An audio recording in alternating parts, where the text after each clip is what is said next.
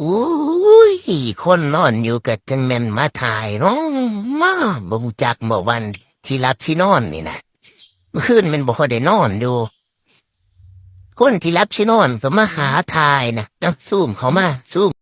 อันแม่นมึงใส่โทรศัพท์รุ่นหยังก็กูเห็นมึงถ่ายกูตั้งแต่ลุกขึ้นกันว่าฮอด3 ทุ่มก็ยังบ่หมดบ่หลับอยู่มันเบิดบ่เป็นบ่แบกโทรศัพท์มึงนั่นเหรอฮะมันเป็นแต่ไหลกว่ากูอยู่แก่อะไรแต่น้ำกูไปถ่ายโอ้ยเนาะให้กูอยู่เป็นส่วนตัวเนี่ยกับบ่ได้เนาะเปอ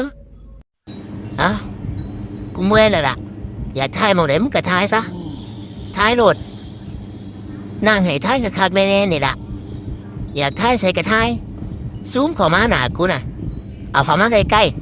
ๆยังบ่ใกล้ซูมอีกซูมโหลดซูมแหมซูมเข้ามา